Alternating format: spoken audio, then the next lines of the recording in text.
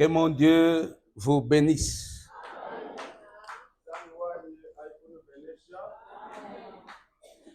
Je suis dans la joie pour l'amour de Dieu.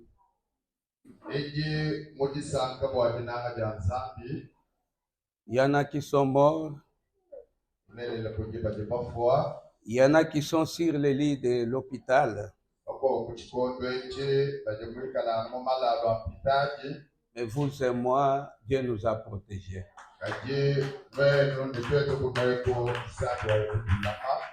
Non pas à cause de nos bonnes œuvres,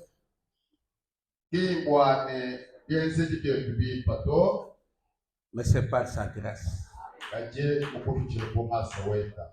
La Bible dit ceci: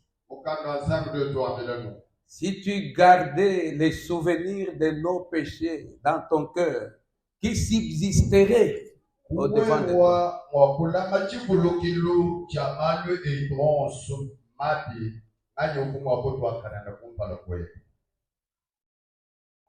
Il y a lieu de comprendre que le souffle de vie que nous avons, la vie que nous avons, la grâce que nous avons, ce que nous sommes et ce que nous possédons, c'est par l'amour, c'est par la grâce de Dieu.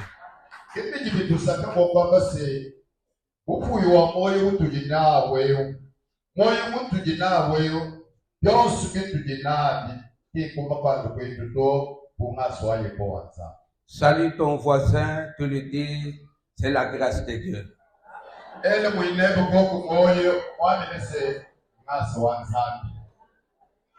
Salue-les bien, dis-lui, la grâce de Dieu.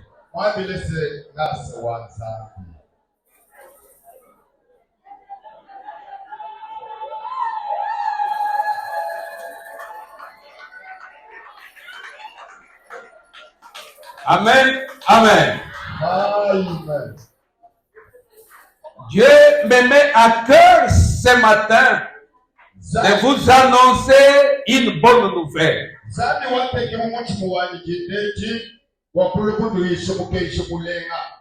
La bonne nouvelle d'aujourd'hui, Dieu vient dire à quelqu'un que malgré tout, Dieu peut te restaurer encore.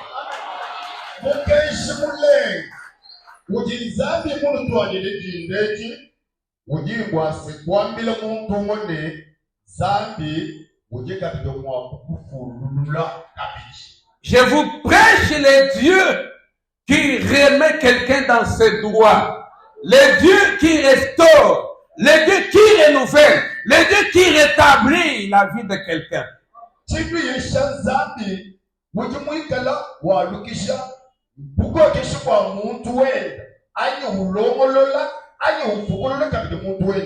Que Dieu nous bénisse. Je vais parler ce matin sur le rajeunissement de l'aigle. Le rajeunissement de l'aigle. L'aigle c'est rajeunir, rajeunissement.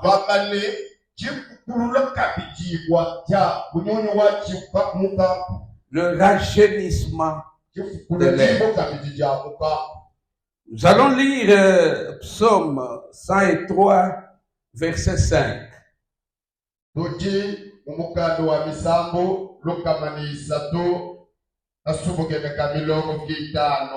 Je voudrais que nous lisions ensemble. Vous allez lire avec moi.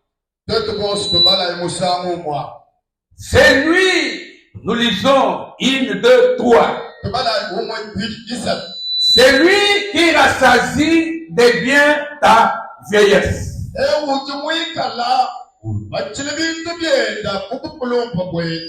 Qui te fait rajeunir comme l'aigle.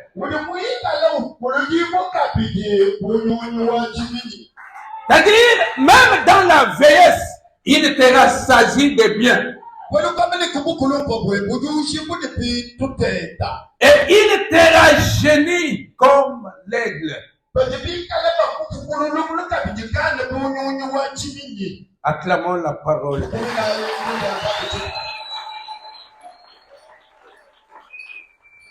Le rajeunissement de l'aigle est l'un des symboles bibliques les plus profonds.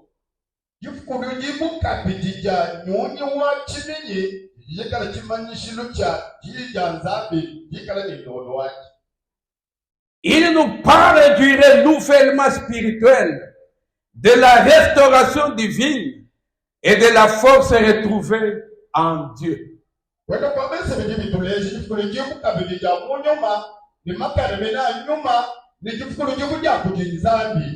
Que Dieu nous bénisse. Ici, Dieu nous enseigne à travers l'aigle.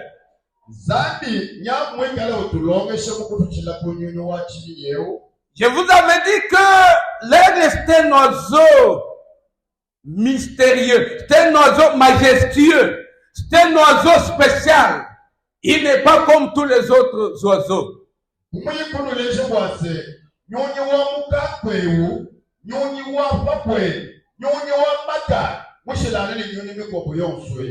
Au cours de la semaine, nous avons parlé de la montée de l'aigle, de la manière dont l'aigle monte et va plus haut.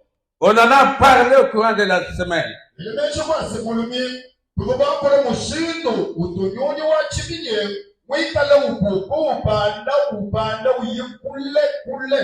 Mais ici, je voudrais vous faire voir que l'aigle ne monte pas seulement dans les hauteurs, mais l'aigle a la capacité de se rajeunir.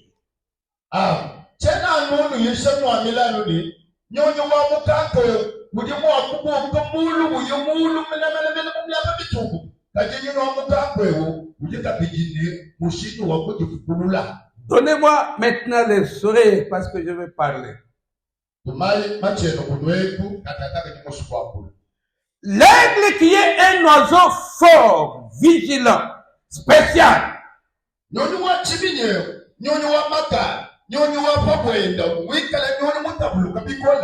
Il mange la chair, il boit le sang. Il est très fort, cet oiseau-là. Mais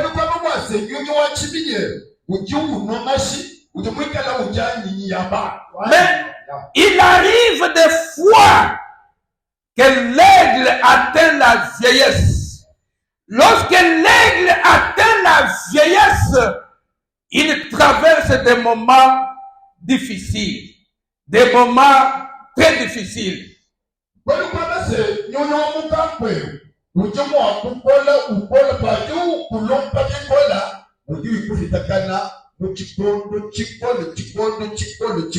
La première des choses, c'est son bec.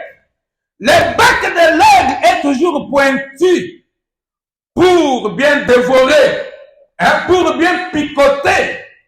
Alors, l'aigle, quand il vieillit, la Bible nous fait voir que son bec devient tordu.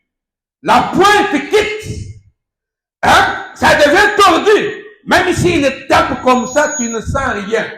Même s'il tape sur la chair ne peut pas être prise. Pourquoi? Parce que le bec est devenu tordu, coupé, abîmé même. Ce n'est plus aigu.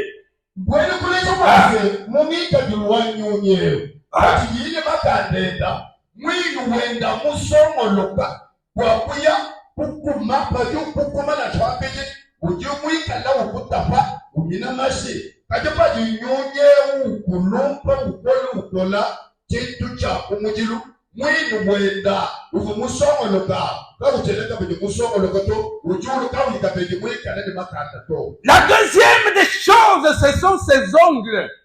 Les ongles de l'aigle sont toujours pointus pour griffer, pour saisir, pour arracher quelque chose. Lorsque l'aigle vieillit, même ses ongles deviennent aussi tordus.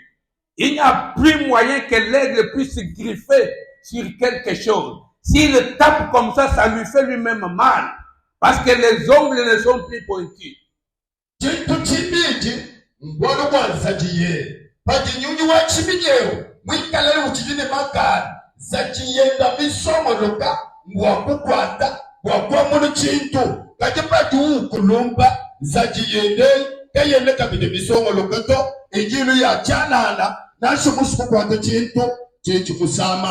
Vous voyez le bec de l'aigle, comment il est. Mais quand l'aigle vieillit, ses becs cessent d'être pointus. La même chose, les ongles là-bas. Lorsque l'aigle vieillit, les ongles deviennent aussi tordus. La troisième des choses, c'est quoi? Ce sont des plumes. Les plumes tombent. Les plumes s'arrachent. Les plumes vieillissent. Jusqu'à tel point que quand l'aigle cherche à déployer les ailes, ça laisse un son. Ça commence à faire bien, bien, bien. Parce que les plumes ne sont plus là. Les plumes sont déjà fatiguées. Il y en a qui sont tombés.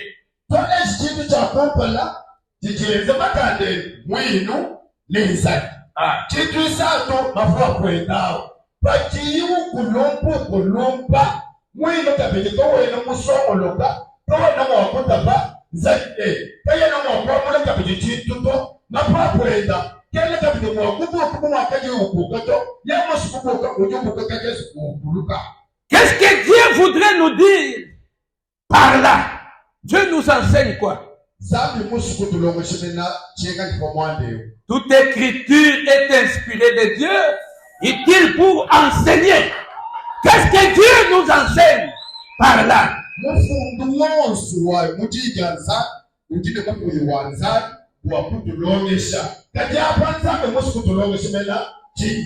Mon frère, dans la vie, même si tu es fort, même si tu es grand, le monde entier t'appelle Igwe. Il faut retenir ceci. Dans la vie, il y a aussi des moments de faiblesse. Il y a aussi des moments de manque de force.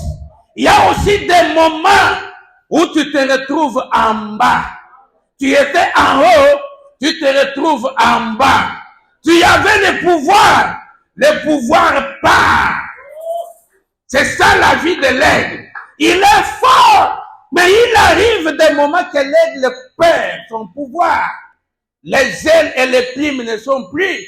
Les becs, les ongles ne sont plus.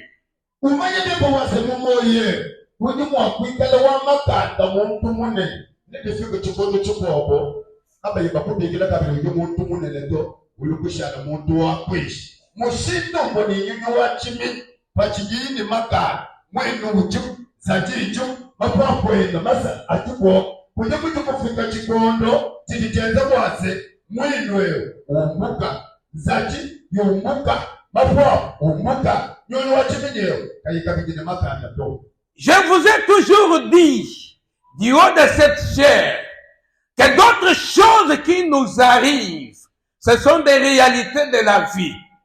Parce que personne n'a jamais prié à Dieu pour qu'il devienne faible, pour qu'il perde sa richesse, pour qu'il perde son boulot, pour qu'il perde son nom. Mais des choses qui nous arrivent des fois, ce sont des réalités de la vie. Des choses que nous n'avons pas désirées, mais la vie nous les a imposées. C'est ce qu'aujourd'hui, toi qui étais beau, joli, belle, aujourd'hui le corps a fané. Aujourd'hui le boulot est parti. Aujourd'hui l'argent est terminé. Ce sont des réalités de la vie. Ce sont des moments, des périodes de la vie. Ce sont des étapes de la vie.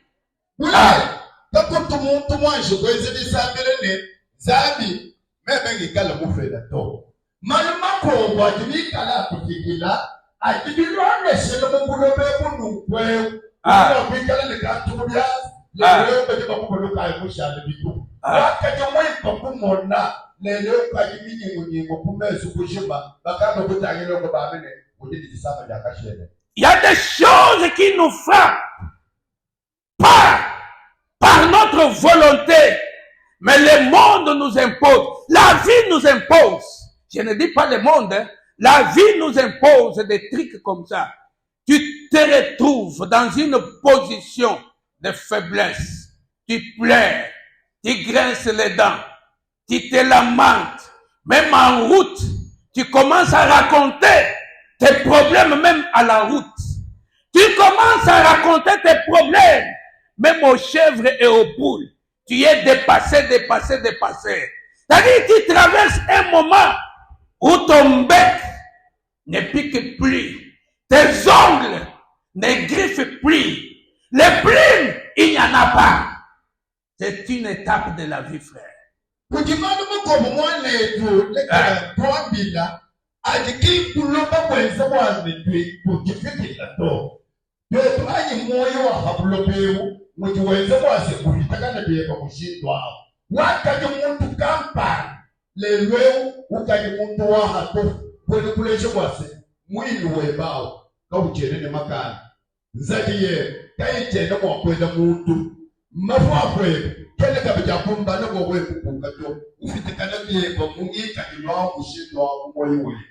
Tu restes avec des histoires dans la bouche. Moi ici quand j'étais, mais ce sont des histoires. Mais la réalité actuelle est que tu es en bas. La réalité actuelle est que tes plumes ne sont plus, tes ongles ne sont plus, et ton bec n'est plus là. C'est ça la réalité actuelle.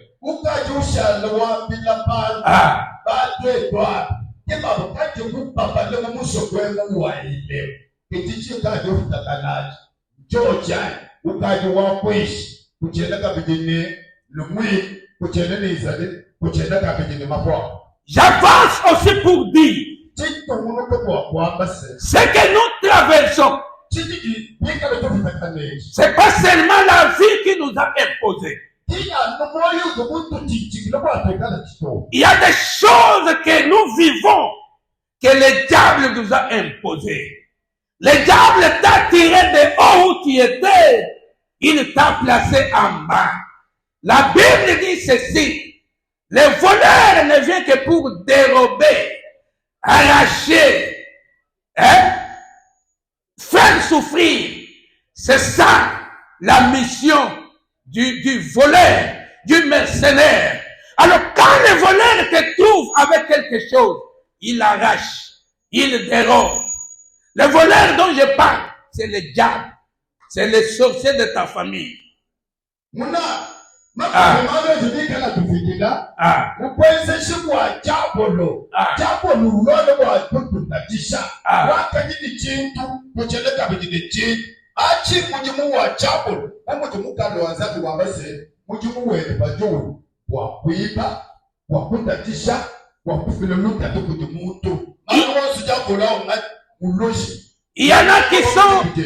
Il y en a qui sont restés célibataires aujourd'hui.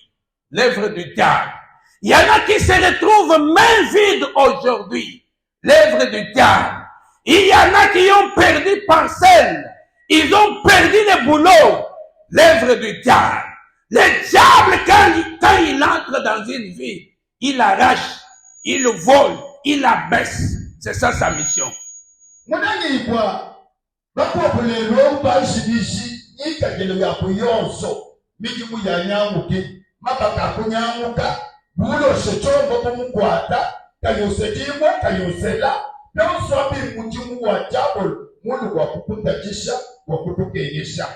Ne te moque pas de ton frère qui souffre.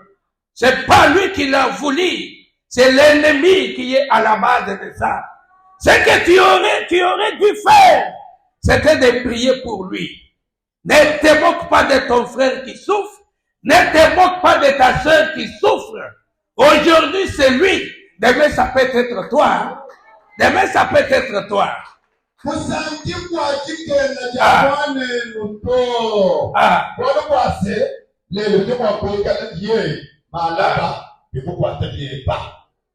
Est-ce que vous êtes là? Est-ce que vous êtes là? Est-ce que je peux avancer? Je peux avancer, peuple de Dieu. Est-ce que je peux prophétiser? Que Dieu vous bénisse. Donnez-moi les oreilles. Qu'est-ce que la Bible dit alors? L'aigle, pendant sa période de vieillesse, devient sans valeur. Il montait, il ne peut plus monter. Hein? Pendant ta période de souffrance, tu es sans valeur. Il n'y a personne qui peut t'inviter. Il n'y a personne qui peut penser à toi. Tu es resté sans valeur. Mulani, mukano lutwalira bwase. Chikondo chijinyonyi wa muka kwe ukulomba. Takwenda mushitwa ye kupunga kabiti. Kachene ni masala kupunga nao. Mwini wendo kumupesha maka. Kauchenda kwa kuliza jiye. Mushindo munu wewe pieba. Chikondo cha luta kulweba. Takwenda muntu jomwa kukutebelelele. Muntu kapano jomwa bakansamato. Ujulu muntu jikupanga mushinga. Si vous voulez avoir beaucoup d'amis, ayez l'argent. Mais si vous ne voulez pas avoir beaucoup d'amis, restez pauvre. Est-ce que je mens?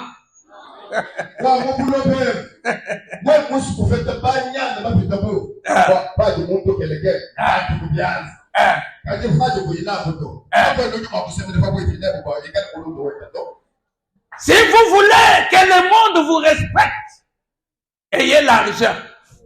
Mais si vous êtes pauvre, même un petit enfant va vous importuner. Ah.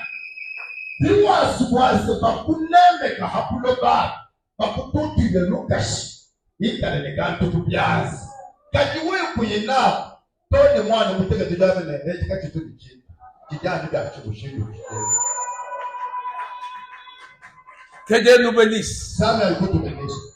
Écoutez maintenant ce que la Bible dit. La Bible dit ceci. Lorsque l'aigle se retrouve dans cet état-là,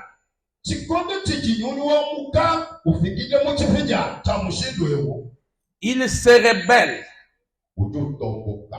Il y a des gens, même quand il souffre, pour lui il est à l'aise.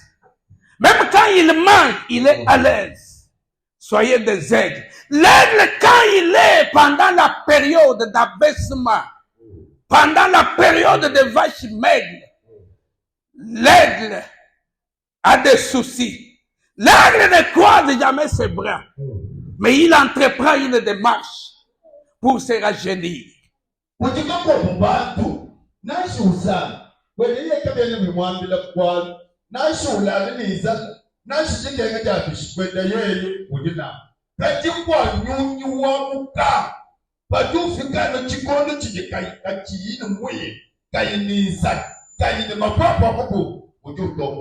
La première des choses, écoutez-moi maintenant bien. L'aigle se retire dans les rochers. Quand il voit qu'il n'a plus de hommes, il n'a plus de bêtes, il n'a plus de pluie, il court en titibant. Malgré sa souffrance, il court jusque dans les rochers. Quand il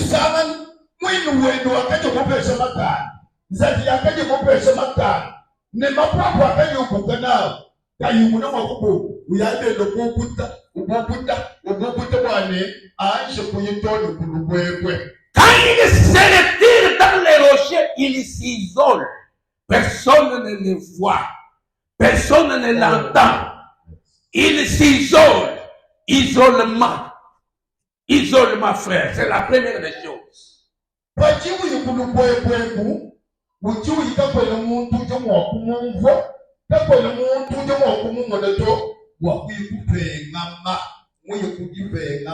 Dis avec moi, isolement. Dis avec moi, isolement. Mon frère, ma soeur, lorsque tu vois des choses dans ta vie qui ne marchent pas, isole-toi.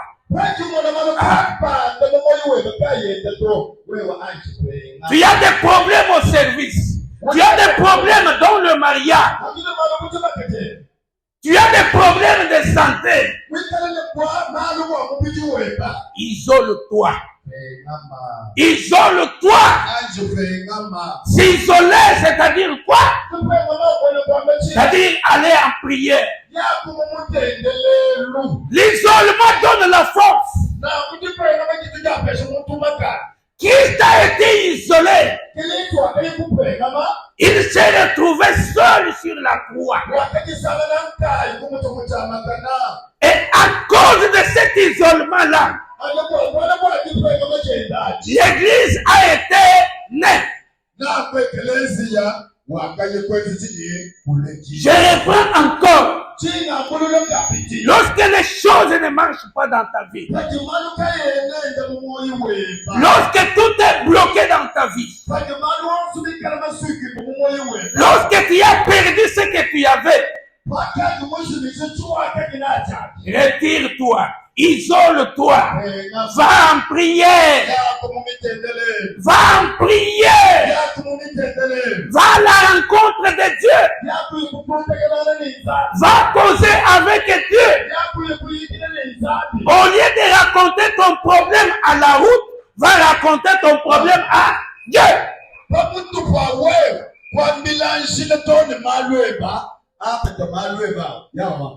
Au lieu de raconter ton problème aux hommes, les hommes ne te donneront jamais la solution. Isole-toi.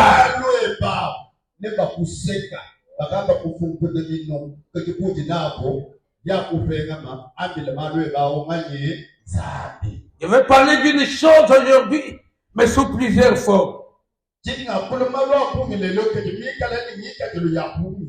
La deuxième des choses, la Bible dit ceci. L'aigle commence à frotter son bec sur les rochers.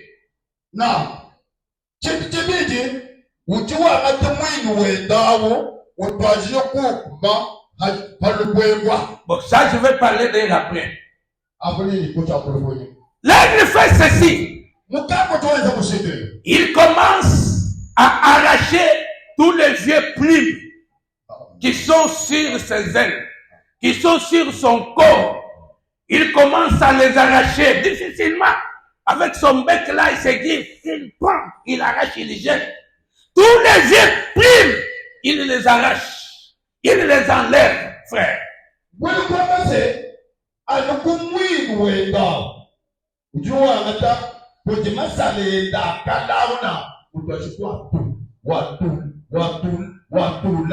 Est-ce que vous êtes là? Après s'être isolé, l'aigle arrache ses vieux plumes.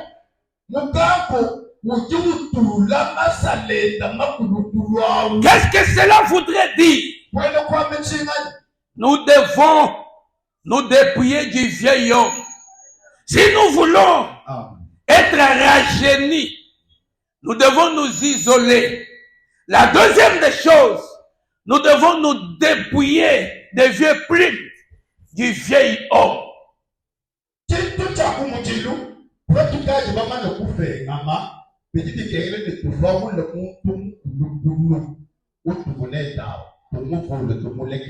Disons un peu Ephésiens 4, 22.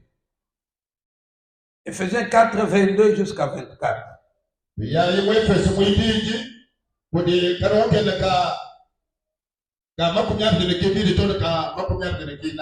Il égare à votre vie passée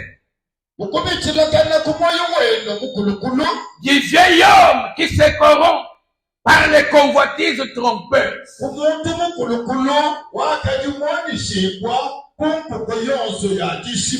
Le vieil homme est corrompu. Il est corrompu par les péchés. Maintenant, qu'est-ce que Dieu nous demande? À être renouvelé dans l'esprit de votre intelligence. 24 dit quoi? Et à revêtir l'homme nouveau, créé selon Dieu dans une justice et une sainteté qui produit la vérité.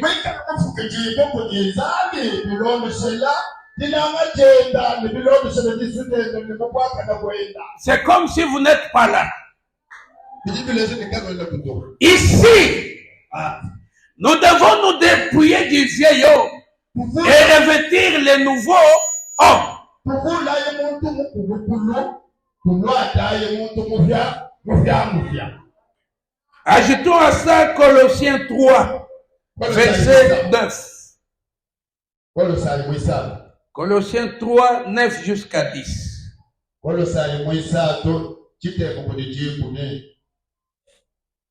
Ne mentez pas les uns aux autres. Vous étant dépouillés du vieil homme et de ses œuvres.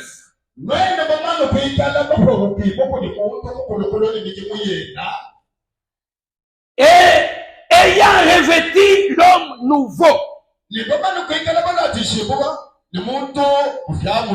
qui se renouvelle dans la connaissance selon l'image de celui qui l'a créé.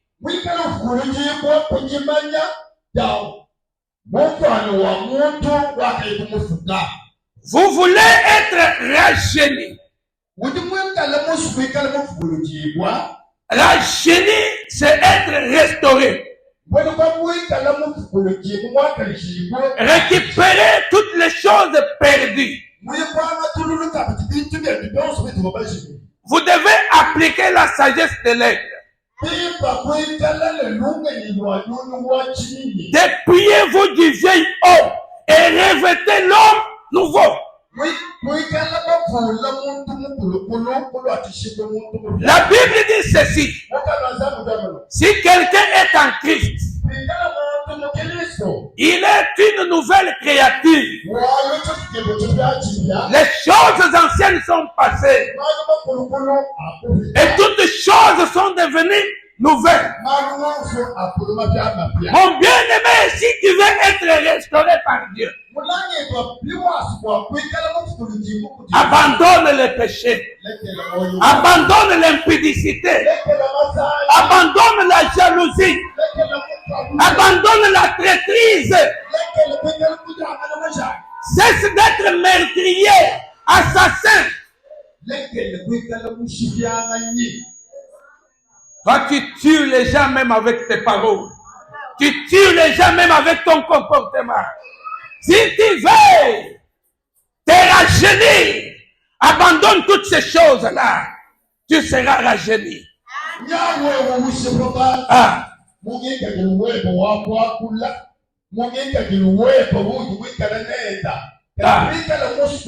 Alléluia. Je te dis ceci. Poussé par le Saint-Esprit. Aussi longtemps que tu gardes les vieux plumes sur ton corps, jamais tu ne seras restauré. Et les vieux plumes qui sont sur ton corps, c'est le péché. Les péchés, c'est ça les vieux plumes que tu gardes encore sur ton corps.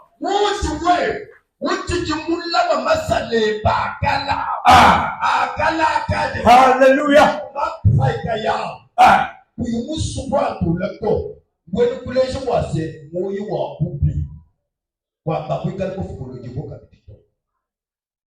Arrache les vieux plumes. Enlève les vols dans ta vie. Enlève l'ivrognerie dans ta vie. Toi, tu vas jusqu'où avec les péchés?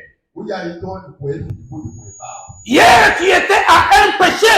Aujourd'hui, tu en es à 2. Demain, 3, 4. Comment tu ne peux pas? Ce sont des vieux plumes. Au lieu d'arracher des vieux plumes, toi, tu continues à ajouter des vieux plumes sur ton corps. Mais tu ne vas pas voler. Tu n'auras jamais de l'envol dans ta vie. Les vieux plumes pèsent.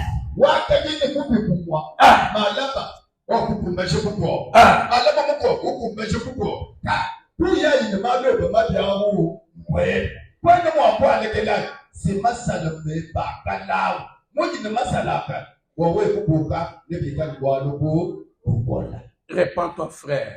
Répands-toi, sœur. Et celui qui a les oreilles entende ce que l'Esprit dit à l'Église.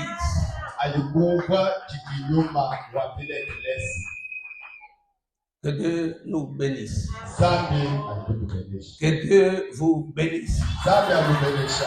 Que Dieu vous bénisse. Zambi alitubenesha. Est-ce qu'il y a-t-il des aigles ici?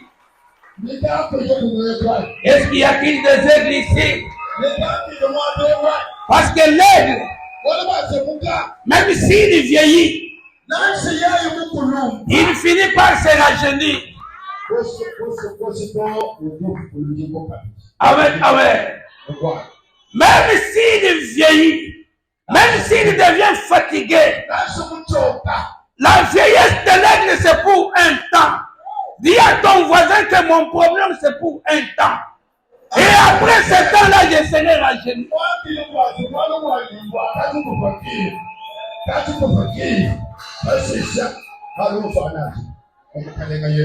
La situation que je traverse, c'est pour un temps. Le manquement que j'ai aujourd'hui, c'est pour un temps. Et ce temps passera. Ce temps passera. Je serai rajeuni. Je serai rajeuni. La troisième des choses que l'aigle fait. La Bible dit ceci. Après toutes ces choses-là, l'aigle prend son bec.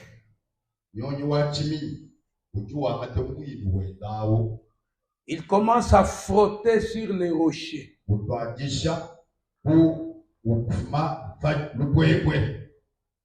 Suivez bien, c'est très, très, très capital.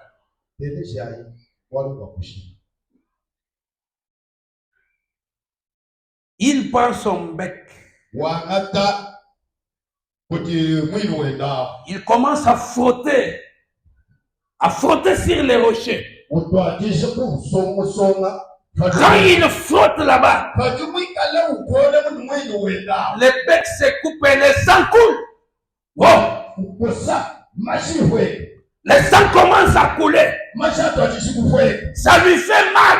L'aigle est blessé. Mais il ne laisse pas. Il continue à frotter. Et après ça, il prend comme ses ongles. Il commence à frotter sur les rochers. Sur une pierre. Sur une pierre. Il commence à frotter.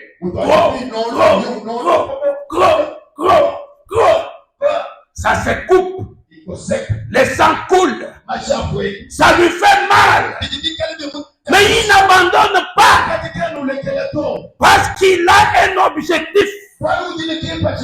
L'objectif, c'est quoi? Le rajeunissement. Le rajeunissement.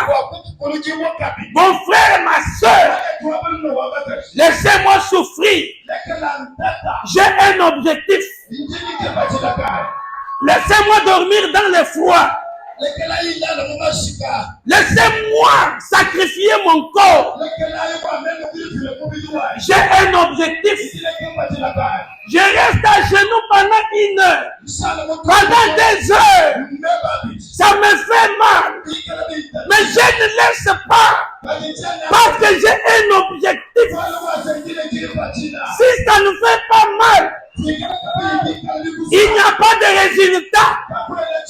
Si ça ne fait pas mal, il n'y a pas de résultat. La vraie prière, c'est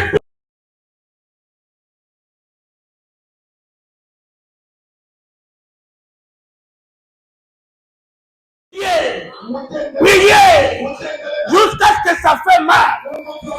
Priez à genoux. Les genoux commencent à chauffer. Tu changes de position. Mais tu dis je n'abandonne pas. Parce que j'ai un objectif.